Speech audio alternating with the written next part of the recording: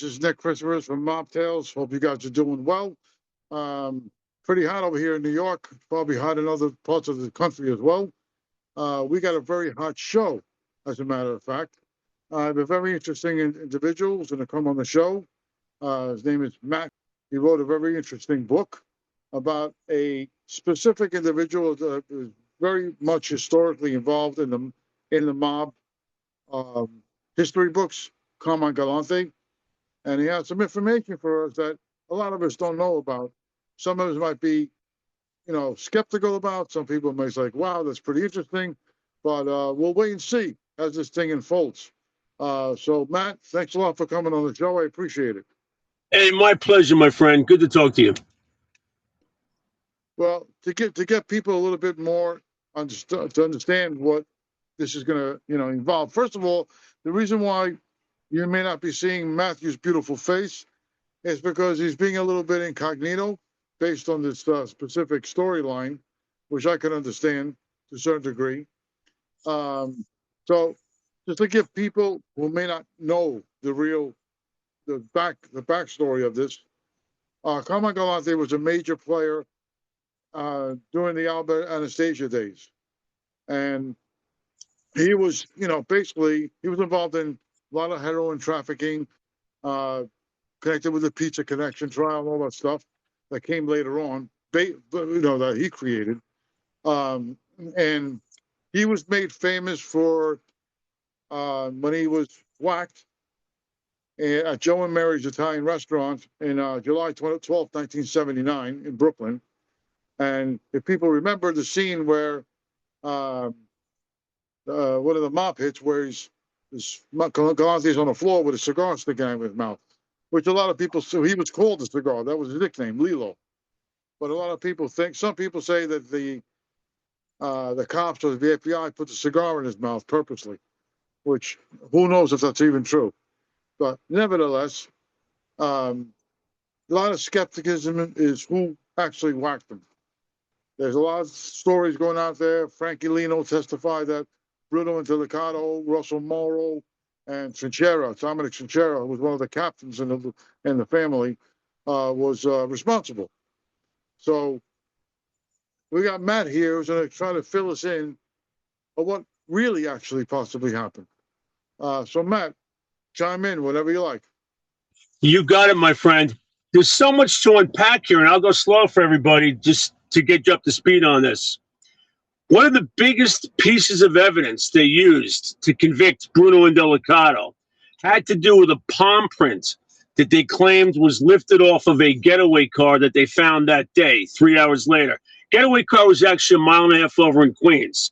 Now, for people that understand the organized crime lifestyle, right away they know if you're planning to take out a hit on a boss, and I know there's some debate, was he the boss of the Bananas? Was he an acting boss? He's a high-ranking figure in the Bananas, any way you want to slice it. You are not going to plan a hit out and leave a getaway car out in the open for the cops to find. That's why wise guys, FBI people, cops knew right away there's no shot that Bruno Indelicato, specifically his father, Sonny Red Indelicato, who was the boss of this hit for the Bananas side, would do such a hit. They're not going to hit somebody and leave a car out in the open. Fingerprints. This is unbelievable about this. That car was found, as you know, July 12, 79. When did they lift the fingerprints off that car?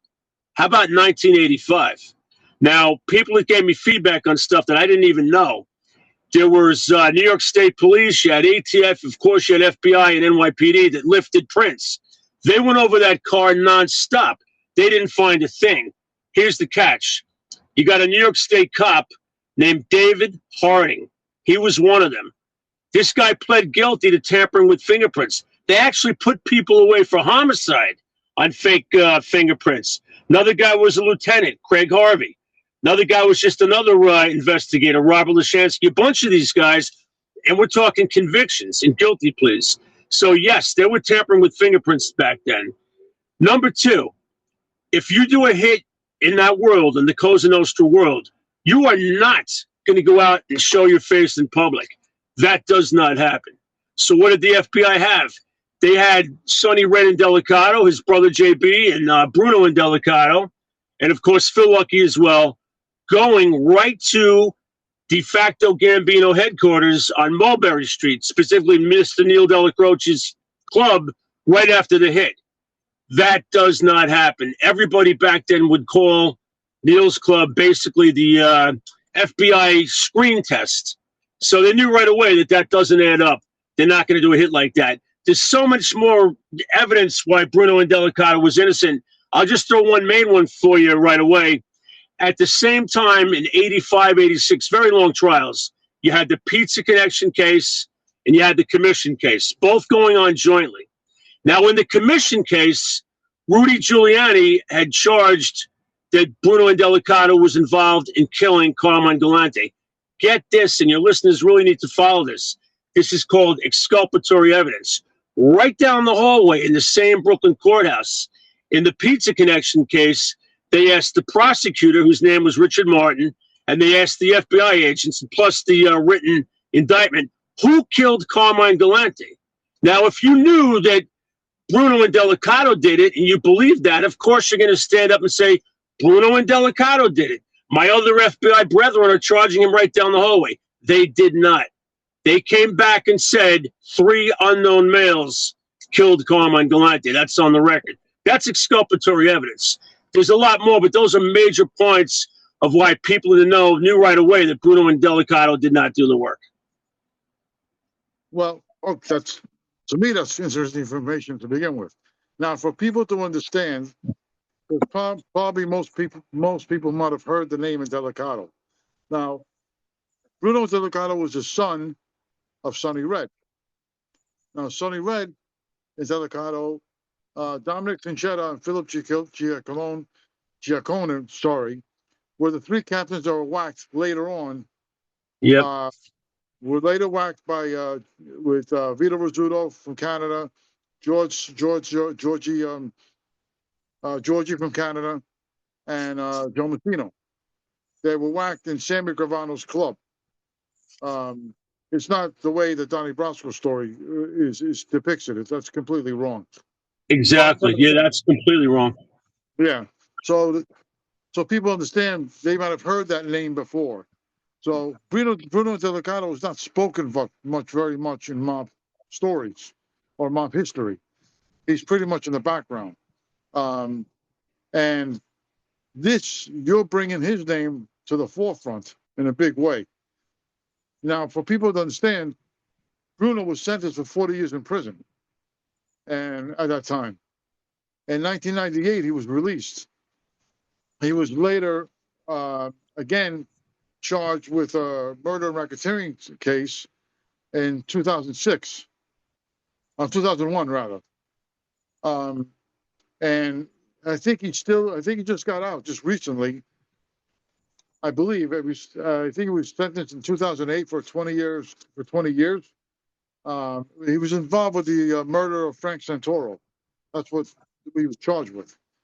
So I believe he just got out recently, if I'm right. He's like in his late 70s, I think, right now. But my question is to you, is what motivated you to expose and reveal this information?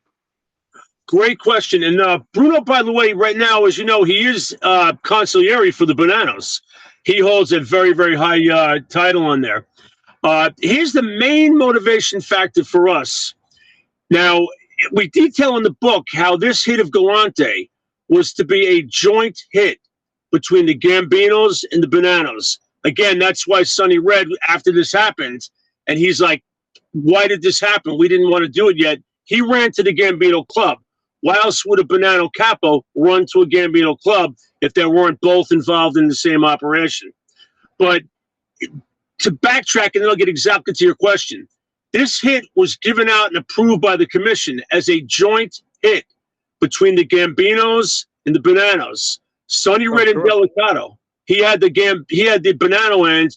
John Gotti was given the Gambino end of this hit.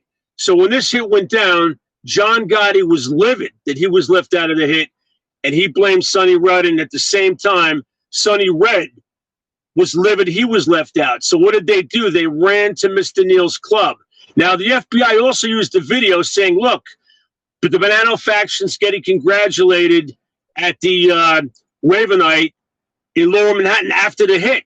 Look at that video. I urge everyone to do that, and we'll put some separate videos out on that. That is not a congratulations.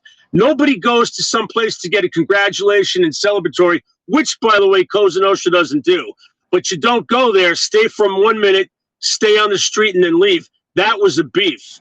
If you look at that video, and I'll give you the actual clip, we can put it on your website, you will see the feds call that video a congratulatory video after the Galante hit. It is nothing but.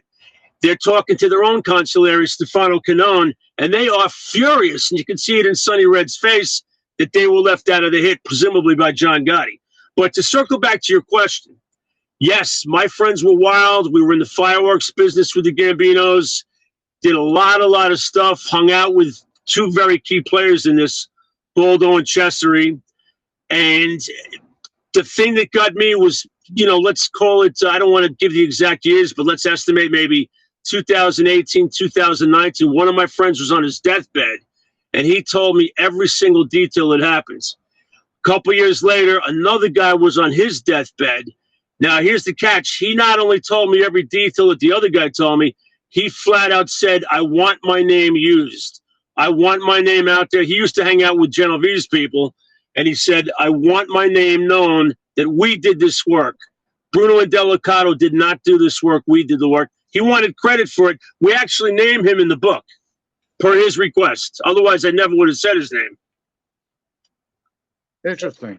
Well, for people to understand, now Galante at the time had a very big ego, and he really wanted to take over big time. He wanted to be the boss of bosses, and that's why Gambinos got involved. Carlo Gambino specifically, when he understood this was going to happen, this was going down.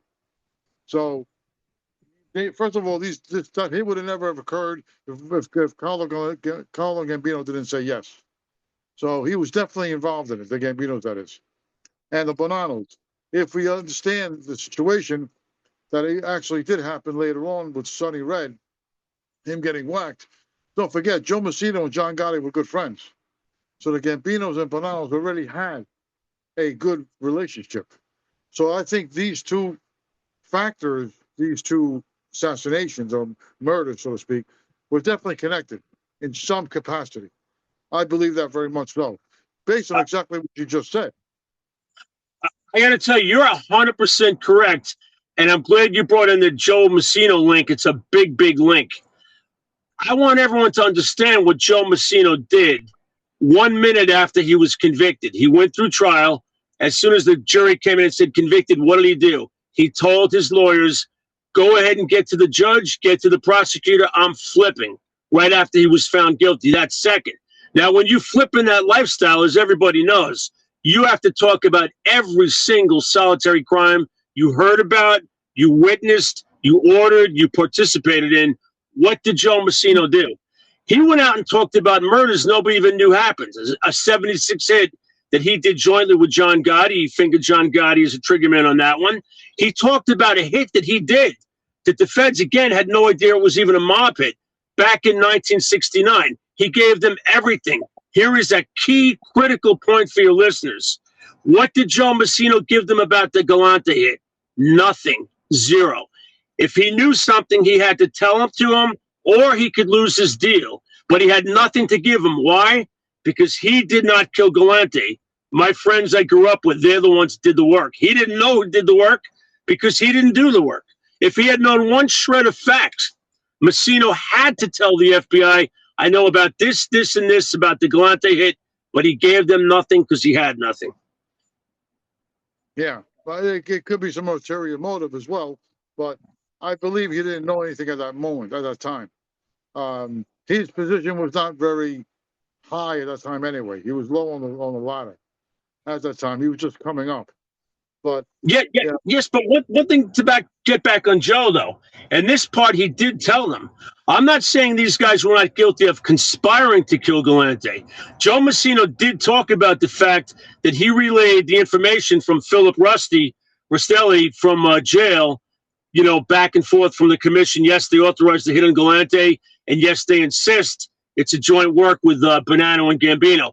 So Messina was able to give him that. And we also know from the Capo hit, Messina, which he shouldn't have been, but he was a hands-on guy. He was actually present at the three Capos murder. And he was there, and he had to admit to that to the FBI. And yet with the biggest hit that he had, he wasn't there because they didn't know it was coming down. Nobody knew it was coming down except our guys. And that's what the whole secret was. If Joe Messina knew one thing, he would have to tell it. Look what happened to Gas Pipe Queso. He left stuff out. He changed details. They ripped his deal up.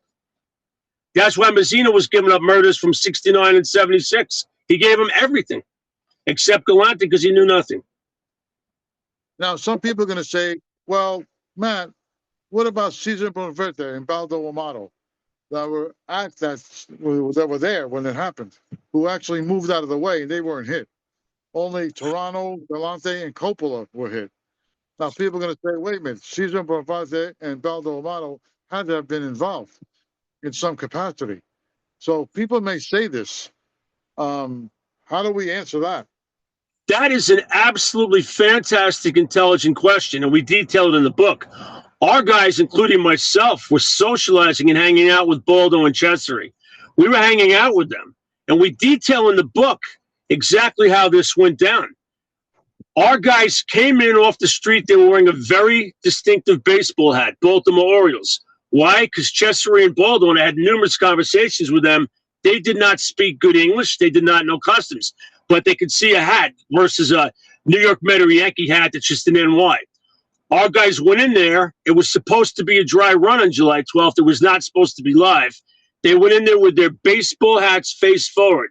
Now, if Baldo and Cesare saw something bad in there, like maybe surveillance teams or extra people all over, bodyguards, they would have told our guys, only get takeout today. The place is too crowded.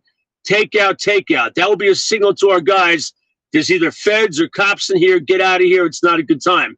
But they didn't do that. So what was our guys' signal back? Our guys flipped their baseball caps on backwards like a catcher would wear, signaling to Baldo and Cesare, this thing's going down. And they walked outside. And when they walked outside and their baseball caps are flipped backwards, it told all the people in the cars that were there. There was a total of 4 cars, by the way, that our guys brought. Not just one getaway car. There was 4. And it told them this thing's going down. Now, here's a key point. You make a great question. Baldo was fingered by a witness. He was fingered by Toronto. He's one of the victims' daughter, who said, oh, yeah, I saw him in the restaurant with a gun out while the shots were being fired. She gave that testimony. So the question is, why wouldn't they lock up Baldo and Cesare? Here's the answer. Baldo and Cesare did what they were supposed to do. They walked out of the restaurant and headed north, north on Knickerbocker Avenue. That's what they did. I highly suspect that place was filmed just like the Ravenite was, or they had human intelligence that was out there on the street. And the human intelligence saw, hey, Baldo and Cesare are walking up the block when the shots went off, and everybody ran out and they flinched. So right away, they couldn't do it because you're right. If you got a witness inside of a quadruple shooting, triple homicide saying, I saw Baldo Amato with a gun out in that scene of that shootout, of course he's getting indictment, and he never was. And he wasn't because the feds knew he did not do the work. He was walking north on Knickerbocker when the shots rang out. These are great, great questions. All of it's in the book. The other thing is that it was noted that 2 of the shooters were along with someone else. His name was Anthony Gaggi. And supposedly Anthony Gaggi was there with 2 other associates that were involved in the shooting, which I'm assuming are who you're talking about. That's what I'm getting at. And that's my thoughts is that Gaggi and these other gentlemen, other 2 individuals, were the actual shooters. That's what I think from my own information. I'm not sure if that's accurate, but this is what I found out. And I'm not saying I want you to give away the whole entire story because people are not going to want to read the book. So, but I do want to bring out that one little tidbit. Yeah, I'll comment on that. No, there was absolutely no Gaggi on that team whatsoever. None. Never happened. I know exactly who was on that team. And again, one of the guys wanted his name used, and it's spelled out in the book. We associated all the time with Baldo and Cesare, met them all the time, drinking, laughing, going crazy, having fun. There was no Gaggi whatsoever involved in that hit. Now, here's another point, too, that people don't realize because no one ever looked at it. What happened, a week or two before the hit? Baldo and Cesare took a collar in Nassau County where we all lived. What was the collar for? It was for freaking guns, the same type used in this hit, shotguns and pistols. Now, what's kind of amusing about this, but it's also very serious, if that's a Bonanno Brooklyn hit, Baldo and Cesare are not bringing guns out of the city and bringing them to us in Nassau County. So they did get collared bringing those guns to our friends. Now, the funniest thing that my friend who passed away is Tommy is in the book. Made on Long Island again is the title, and Tommy's the main character in there. The shocking thing that he was stunned about, the day Baldo and Cesare got collared with the guns, Cesare showed up like a day or two later at a bar in Syosset. It was called the Upper Deck, and he brings my friend the guns. And my friend is like, you just got locked up 2 days ago. What are you, insane? You get 2 gun collars in a couple of days, you'll do serious time. And Cesare was like shocked. He's like, are you kidding me? You guys are my friends. I told you I'll get the guns. I don't care about anything. My job was to get you guys the guns. So our friends were shocked that these guys had those kind of balls of steel. They didn't care. But again, they were bringing the guns from the city to Nassau County where we lived, which is another, important fact to all this stuff. Well, for people who don't know, Baldo Amato and Cesar Bonverde were both Sicilians, if I remember correctly. 100%. Yeah, and they were actually close with Galante, ironically enough. But in that lifestyle, your own friends turn on you anyway, so that's just nothing new. But Cesar and Baldo became very much involved with Messino later on. They were involved very, very much with the heroin trade, for people that may not know. But so technically, for again, without not giving away too much, when did you decide to accumulate all this information? Like what was the motivation? Was it a desire just to get the correct word out? Give us a little bit of it. You got 2 things. I mean, I was shocked out of my wits' end. I did not know at the time that our guys had done any of this stuff.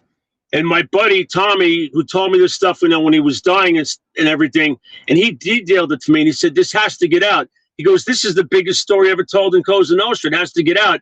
So me and my friend Bart, whose actually name appears on the cover, we interviewed him forever, piles of notebooks, anything we could get out of him, we got out of him. And at that point, I was like, I don't know what to do with this. I didn't do much.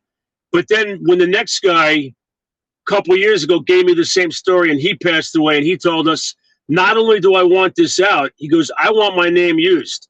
I did this. I want freaking street credit for this, even though I'm gone. He was a hardcore guy, and he wanted the credit, and that's when I said it. But the main thing that hit me was this. Both of these guys were like, this guy, Bruno Indelicato, went away for a long, long time for something he didn't do. And that hit me, and it hit me to today also. I'm not saying that Bruno and his father, Sonny Red, everybody, Phil Lucky, I'm not saying that they were not guilty of conspiring to kill Galante. What I am saying is they did not kill Galante, and they were framed. And if it was a legitimate case with evidence, you would have had a witness against Bruno, and you did not. You had not one person in the commission case say, I saw Bruno Indelicato there. They talk about ballistic evidence. It's a bunch of bullshit. I mean, ballistic evidence is if you lock somebody up, you arrest him, you search the house, he's got a .44, you match that gun to a slug that's in somebody, that's ballistic evidence. There was no ballistic evidence at all. And again, you couple it all with the fact that Sonny Red, who was a top-notch hitman, is not going to take a getaway car from a triple murder and dump it in broad daylight in the middle of Queens. It just doesn't work that way. And plus, another factor, too, you talk about a professional hit. What has to be done after a hit? Number one, gun disposal, car disposal, clothing disposal. You've got to get yourself cleaned up. Back then, they were using this really rough orange gel that apparently was like a pumice that would scrape the skin off of their faces and off of their hands to get rid of gunpowder residue. You need a long time to get cleaned up before you go out anywhere. And what do you do when the hit's done? You bury yourself. Now, people may or may not like Gravano, but he details the Castellano hit. What did he do? They buried themselves at an unknown location that they had in Staten Island for like, I think he said about 3 to 5 days they stayed there. Nobody goes out in the open after a freaking hit like this. No. So that's how the feds, the honest feds knew right away these guys had nothing to do with it. Well, the interesting fact also, I think that should be brought up, is what you just mentioned. During the commission case and the Pizza Connection case, in the commission case, like you just said, that exculpatory evidence that you mentioned, I'm surprised, honestly, that the defense at the Pizza Connection trial didn't have access to that information that could have been used. I'm a little surprised at that. Yeah, and you know what happens too in these cases, and this pisses me off, but my guys that are in the life, they make it clear. When you go down certain cases, a lot of times these guys want to do things their way, and they're told by the higher-ups, no, we're going to do it our way. Here's the fact on that. I think if they had brought it up, they would have had to put Bruno on the stand, and you can't do that because, number one, in Cosa Nostra, you can't answer the questions for a lot of reasons. Number two, you bring him on the stand, he's definitely going to do a year of contempt right off the bat. But I'm in full agreement with you. If you or I were defense lawyers and we had that, we run and we say, this is what happened. This is exculpatory. We want this severed. Now, actually, to break some news for your listeners, we're doing that. We're actually working with lawyers right now that have gotten cases, murder convictions overturned, and they're going to be taking this case, and I don't know if it's going to be 6 months or a year, whatever. They are going to petition for Bruno Indelicato's murder conviction to get thrown out. Just like those New York State cops had convictions thrown out because they falsified fingerprint records. They falsified them for a guy who was innocent, who freaking got locked up and convicted of a homicide he never did. There are, I don't want to say all cops are bad. I don't feel that way at all.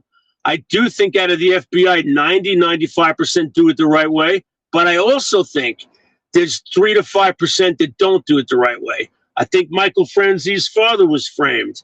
Bruno Indelicato certainly was framed because the honest FBI agents in the Pizza Connection case, they wouldn't go along with the commission case. They said, who killed Carmine Galante? We don't know. 3 unknown males.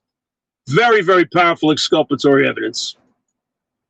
Well, exactly what you're saying. I mean, I agree with a lot of it, what you're saying, because 2 of my friends went to prison for something they didn't do. My friend Nicky DiPietro, who was a Philly guy, he was under the Stanford crew. He went away for a murder he didn't commit because the shooter was a FBI informant, and the FBI didn't want to expose him because it would make him look bad. So they locked up a different guy instead. Same thing with my Spiro. Spiro was the head of the Greek crew here in New York. He was went to prison for life. He actually died in prison about 1.5 years ago, something like that. I knew him well. I knew his family, and he went away again for murder. That they had no evidence, like you were saying, no ballistic evidence, no fingerprints, nothing, 0. Just some rat that said, "Yeah, it was him." Meantime, he was the actual shooter, believe it or not. I mean, he's the one who actually, Pete Ciotto, who was a captain in the Lucchese family. Yes. Was under. He's the one who ordered the hit. He gave the contract to 2 guys, Bobby Pagliulo and Mike Spinelli. So Spiro was not involved in it. He wasn't there. Didn't order the hit. Nothing. But when Fat Pete went on trial, he fingered Spiro. That's all the FBI needed. So he went away for prison for life for a crime he didn't commit and died in prison. Nicky's still away. He's been away for almost 24 years now. So that does happen where you get, like this, even with Sonny Francis, who actually I knew when I used to hang out with him a few times. He went away to prison for 30 years for a bank robbery he never had anything to do with. So as the saying goes, when the FBI wants you, they'll get you, no matter what. Just as it's what's the word for it? Is I forgot the freaking term. justifies the means. I forgot how Yeah, the term. the means justifies the ends. That's right. Justify the Yeah, means. Yeah, the ends justify the means. yeah. You know, that's out there too. They care about the end result and whatever means to get there, that's justified. It's crazy, but I agree with everything you're saying. And in the book too, in Made in Long Island, we detail some things with Scarpa. Just look at Scarpa's involvement with the FBI. You can't authorize a mob guy to go do a kidnapping and beat the shit out of somebody, even though a guy like me and you might be happy that that's what happened. It still doesn't make it legal. Sonny Franzese totally framed. And, you know, in the book, we talk about so many John Gotti stories all over the place of interactions we had with him and just craziness with him and Quack Quack. But there's one thing that I want to mention that you just lit a nerve in my head. Some of these Gambino clubs, guys would come in, made guys, blasting the radio and everything to try to, you know, alter the surveillance, you know, that they assumed was in there. And most of the times they were right. And I remember a couple guys would say something. This was, you know, way after the Glanta hit. I would say this was, God, I don't know, 1990s. They would say stuff like, why are we wasting our time with this counter surveillance? Suppose we get it sunny side down. So I said, what does that mean, sunny side down? And the Gambino guys were saying how Sonny Franzese got fried, sunny side down, fried.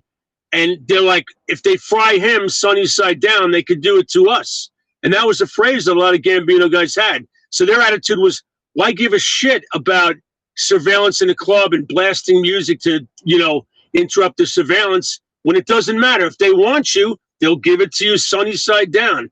I don't know if Michael ever heard that phrase, but that was a phrase that was out there, and I inquired what it meant, and that's exactly what it meant. The Gambinos knew that Sonny Franzese had nothing to do with robbing bank with some low-level drug-dealing scum. He had nothing to do with that. Well, it's funny you mention him because I just did an interview last week with John Franzese, his son, John Jr. And the fact is that this guy Cordero was involved with the bank robbery. And his actual girlfriend, they got to a fight one night, and the girlfriend actually testified to the police or the FBI, whichever, that Sonny had nothing to do with this.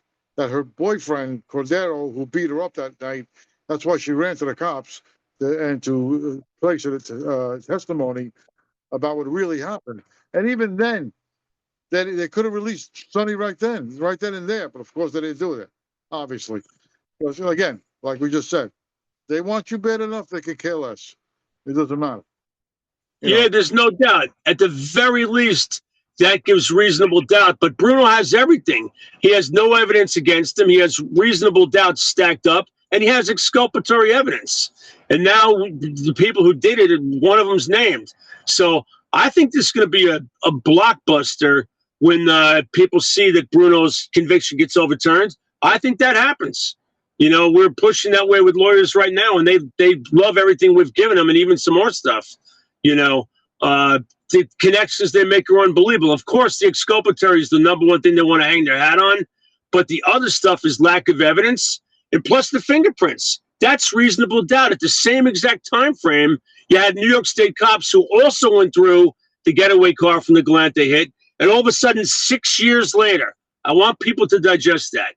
6 years later, you're telling me that's when they find the prints.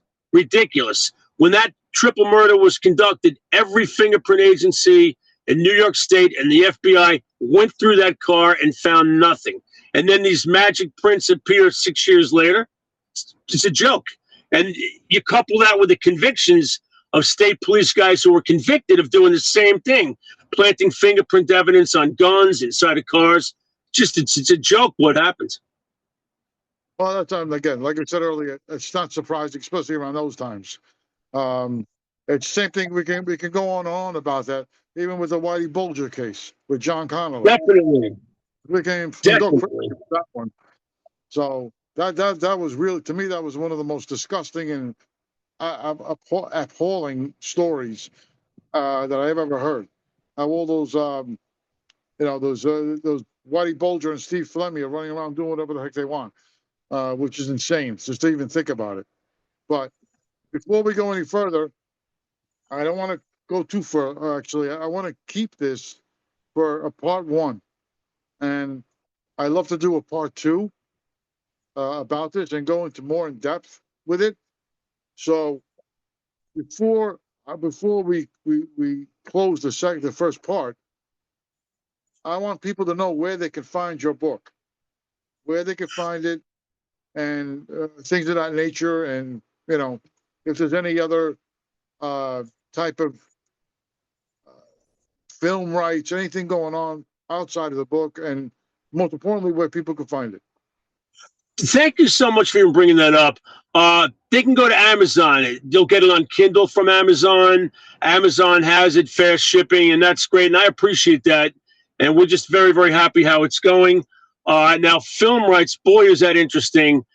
We had some more than 3 top people have now already told us this content is the best content ever put out for any kind of a mob story.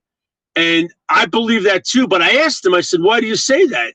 And then they asked me a question back. They said, what are your best mob movies? And I told them, I think Goodfellas is up there. Of course, The Godfather, but that's not based on fact. And I think the HBO Gotti is a great movie. And they said, okay, let's go over Goodfellas. What do you have in Goodfellas?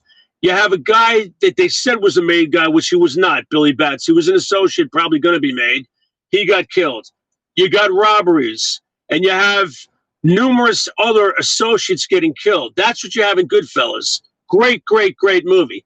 And then, what do you have in yours? You got the killing of a boss. You got the biggest mystery in the history of Cosa Nostra.